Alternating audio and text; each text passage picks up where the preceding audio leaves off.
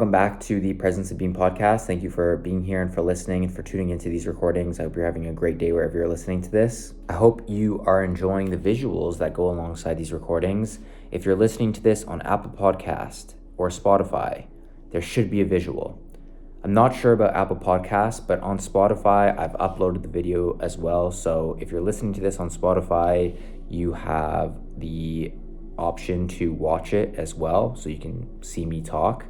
And if you haven't yet subscribed to the YouTube yet, go ahead and do that. I've been uploading more videos on there as well, so you'll obviously be able to see the visual on there. I think it's just another way to add another element to these recordings. Yeah, so hopefully you are enjoying them.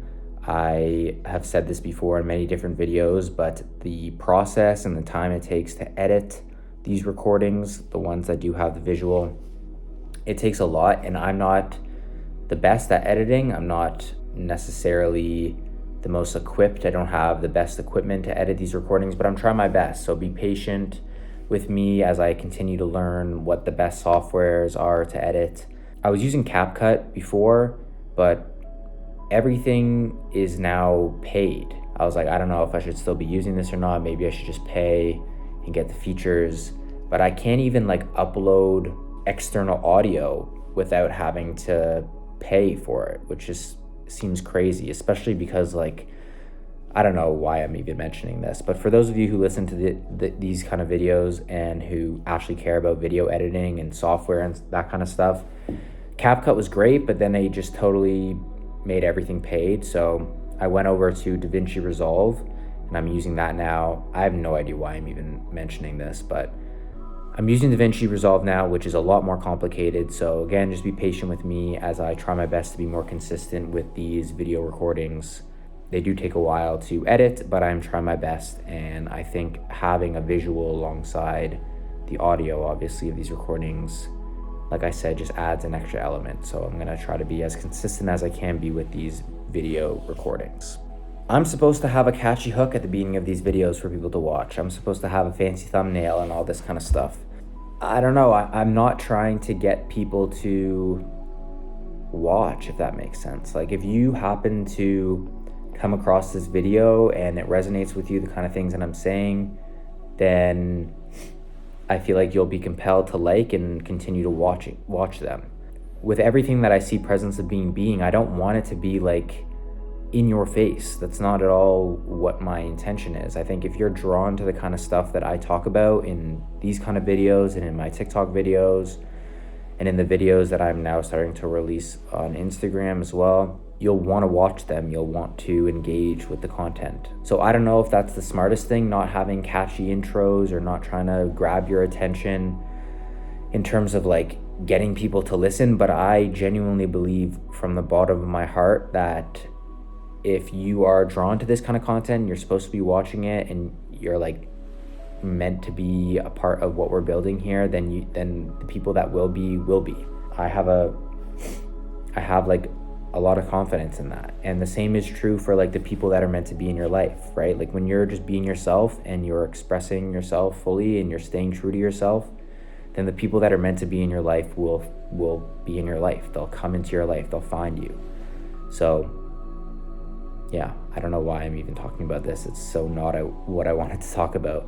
But I guess I just wanted to get that off my chest subconsciously. So now let's actually get into what I actually wanted to talk about in this recording, which was talking a little bit more about meditation. That seems to be a topic that a lot of people ask me questions on in terms of the videos that I make on TikTok. A lot of the comments, a lot of the questions are about how to meditate properly and how to get started meditating. And I'm really happy that that's the case, because obviously it's something I love talking about. Presence, everything that we're building at Presence of Being is all about promoting a more present way of life. And meditation is so crucial, I feel or such an integral part of being more mindful. And it's such a good way to just be more present as you're just going throughout your day. When you have some sort of meditation practice that you do and you're able to build upon that foundation that is your meditation practice, you're able to interact with people in your day-to-day life, whether it be at work or your family, your friends, whatever, and just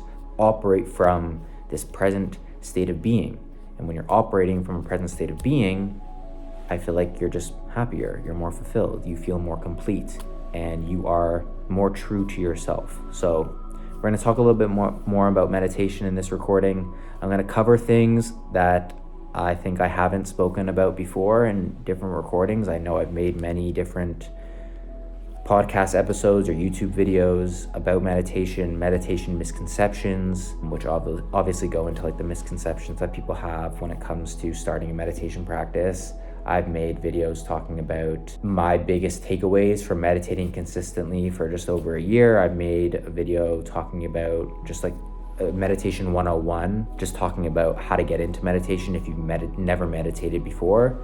So before listening to this, if you're someone who wants a good gist of what meditation is like and how I've been able to incorporate it in my life, maybe go and listen to Meditation 101 and then come back to this video.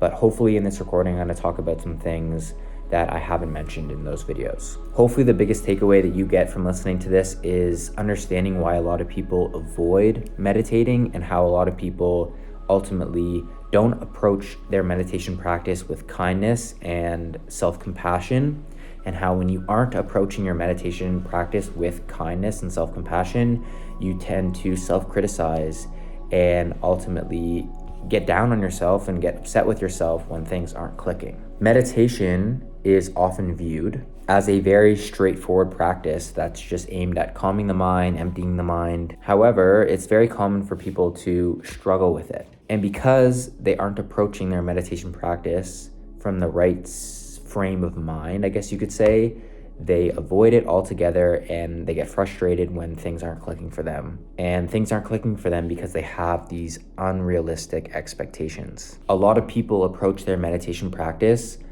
with a desire to control the process. And they have this like internalized belief that meditation must work in a specific way or in a certain way in order to produce specific results. After doing a lot of independent reading and studying before I started meditating at all, so a few years ago at this point, I was under the impression that the moment I started meditating, I would experience the benefits that come from meditating. I thought the second I did it, after my first meditation, I would feel 100% better and it would change my life completely.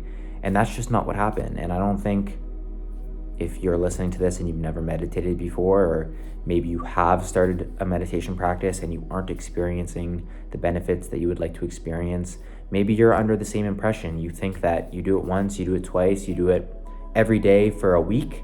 You think you should experience all the benefits that you're going to get from it, and you aren't. I was under the same impression. I thought it would change my life instantly, and it didn't. So I got frustrated. I started questioning whether or not I'm doing things right. I started questioning how do I do it properly, and I got frustrated and I started to criticize myself because I thought maybe this just isn't for me. So you may be in the same boat that I was. Meditation, in my eyes, isn't something that you get instant results from. You may feel better after meditating 1, 2, 3, 4, 5 times, but you may not. People who are accustomed to getting results right away, like people who just get things the first time they try them, may find it very challenging to sit with a process that requires patience, that requires time, without necessarily seeing immediate results or outcomes. In today's world, in today's society, people want things like that. The second that they decide what it is they want, they expect it to be delivered to them instantly. And with a life-changing process that is meditation, it just doesn't work that way. People think that they need to get it right away, and any distraction that they may experience, any sort of wandering thought that they may have, if they aren't able to clear their mind fully the first few times they do it, they perceive whatever practice that they're doing within their meditation as not working. I failed in this process. You start criticizing yourself even more, and it creates this cycle where they just avoid meditation altogether, and they're like, this just isn't for me. I think it's very important to note that meditation isn't about making something work. It is not a goal-oriented task. It's not something that should be like an achievement that you have to tick off your list. It's not about forcing the mind to be in a certain state or expecting a specific experience. Meditation is all about letting things be. That's it. To let whatever arises naturally in your mind, in your body, in your environment, to just exist without judging it. In this recording, I may reference a book called The Art and Skill of Buddhist Meditation by Richard Shankman. I'm in the process of reading this book for the very first time, so I'm not going to comment on everything mentioned within this book. But within the little bit that I have read so far, the author does an incredible job at explaining meditation in a very basic way. And one thing that really resonated with me was when the author mentioned that meditation is literally just about being. It's not about doing, it's not about something that you need to achieve. When you let go of all your expectations of what a meditation practice should be like, naturally, by extension, you're going to experience the benefits. Think of meditation as an act of not doing, rather than something that you're doing to get a specific outcome. Meditation, the real skill that is meditation, is the ability to be with whatever comes up without judging it, without pushing it away, without trying to control whatever comes up. Whether it's a thought that keeps on reappearing, whether it's an emotion that you keep on experiencing, whether it's physical discomfort. When you're in your meditation, it's just about observing those things that come up without judgment, like I said. Allowing the experience to come and go as it pleases. So after meditating for about a few months, when I first started getting into it, and I did a little bit more reading, I did a little bit more meditating, I came to the realization, I had this mindset perspective shift where I realized that meditation, the process of meditating, my personal meditation practice, isn't about getting it right. It's not about getting it done. It's simply just allowing things to be. And I'm going to repeat that because I think it's really, really important. Instead of meditating and approaching your meditation practice with the mindset of getting it right or getting it done, doing it to get X, approach your meditation just to be, just to experience being, just allowing, just surrendering to the present moment. So I can talk about all the benefits that come from meditating. I can talk about all the benefits that come from practicing presence more consistently in your life. But I don't want you to start doing these things with the expectation that you're going to experience X, Y, and Z benefit. Number one, it's a personal process, and when and how you experience the benefits in your life are going to be completely unique to you. And also, like I said, there's nothing to get right. There's nothing to get done. You shouldn't be doing it to experience X, Y, and Z. Like, obviously you can. Like, it's really not that deep. Like, it's going to impact your life positively, 100%. So obviously you can do it to experience the benefits. I'm not saying don't do it for that reason. I'm just saying there's more to it than that. Approach your meditation just to be. Approach your meditation just to practice presence. Approach your meditation because you're connecting more deeply with yourself and building a stronger foundation internally. You know what I mean? Like, it's deeper than that. Don't think that it needs to be a certain way. Don't think I'm going to meditate because it's what I feel like I should do to better myself. I hope that makes sense. Give yourself permission to approach your meditation with this imperfect framework. Like, you don't need to have a certain list of expectations. You don't need to do X, Y, or Z in order to do things correctly. It's a very unique and personal process. Give yourself permission to be imperfect with your meditation, especially if you're a beginner, if you're someone who's never meditated before.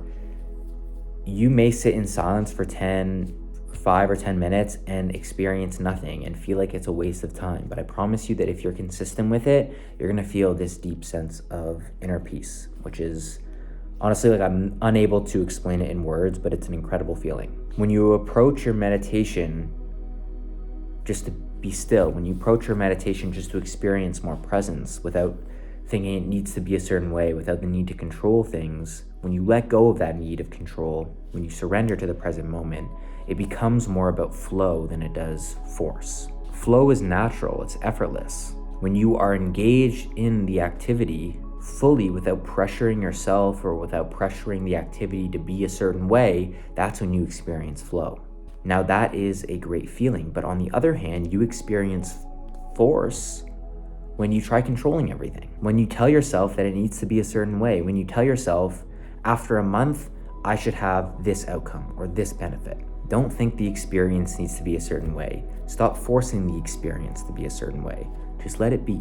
That's when you're gonna experience more flow. In the book that I mentioned, Shankman, the author, emphasizes that meditation is more about allowing the present moment to be what it is rather than seeking to change it. Now, there's one little portion from the book that I'd like to read from. I have it pulled up on my laptop here, and hopefully this will emphasize the things that I'm saying. Ease and relaxation. It can feel especially demanding when first starting out if you are restless and it is hard to sit still, or if you keep falling asleep or your body is not used to the sitting posture and hurts. Perhaps you can only manage 1 or 2 mindful breaths before becoming so deeply lost in thought that you completely forget about being with the breath for the next 10 minutes. The typical untrained mind is out of control. Just at the time when we are the least settled, calm, or peaceful, and when we could use a lot of concentration and stability to help us be present with all these difficulties, we have these qualities the least. Recognize that it takes practice and training for the mind to begin to settle, and just as with any art or skill, we are not going to become expert meditators in a single day. Proficiency and ability develop over time, yet many of us sit down to meditate and expect our minds to be quiet and peaceful right away. It should not surprise us that meditation can be challenging in the beginning. Our minds are not trained. Reflect on how much time you've spent on automatic pilot, led around by your likes and dislikes with a distracted mind. That is a lot of time training your mind to be scattered and not present. Ajahn Chah, I hope I'm pronouncing that right, the great Thai meditation master, compared meditation practice with growing a chili bush. He said our job is to prepare the soil, plant the seed, water it, and protect it from insects. That is our whole job. We do our part, and after that, how fast or in what manner it grows is not our business. You cannot pull on the leaves and expect them to grow. Yet in meditation, we expect the plant to grow, flower, and produce chilies in one day. All you can do is aim yourself in the right direction. How meditation unfolds, how quickly and in what way, is not within your control. Here's where the quality of patience will serve to support you very well. Your job is to practice the best you can, connecting with whatever experience the breath, body, and mind are giving you. So I thought that was really interesting when I read that for the first time, especially the analogy about the chili plant or chili bush. Like, you can't pull on the leaves. You can't force things to be a certain way. Your job is to show up consistently. That's it. Plant the seed and trust. Planting the seed is you committing to meditating, you committing to your meditation practice. One of the biggest things that Shankman mentions in the book is that when you start meditating consistently, you will start to approach everything in life with a quiet mind and an open heart. And that really resonated with me. When you drop all the expectations, when you no longer try to control things and you start to flow rather than force certain things within your meditation practice, you will start to approach everything that you go through in life, everything that you experience, every single person you encounter or meet in your day-to-day life. You will start to approach these things with a quiet mind and an open heart. And just how beautiful is that? Think about how at peace and how good, which is like such a dull word to put it. Think about how at peace and how incredible you will feel when you start to approach everything that you go through in life with a quiet mind and an open heart. So just remember that meditation is not about getting things to work in a particular way or trying to get meditation to fit into your list of expectations of how it should go. It's a personal process, and what works for someone may not work for you, and how quickly someone experiences benefits may not be how quick you experience benefits, and that's okay. It is a personal process. It's not about forcing yourself to be in a specific state. It's about letting go and just allowing things to be. Letting go of the need to control the experience. Just allowing whatever comes up, whatever arises, to just be and just to experience being. So approach your meditation practice with kindness, with self-compassion, knowing that you may not experience the things that you intend to experience, and that's okay. Just don't have a list of what needs to happen. Approach your meditation practice with kindness, with self-compassion, understanding that it is a personal process and it takes time to figure out what works for you. And that's okay. You don't need to be perfect with it. You just have to be you with it. And by being you with it, you are being perfect with it. And by perfect, I just mean like you're doing, I feel like, what it is you should be doing.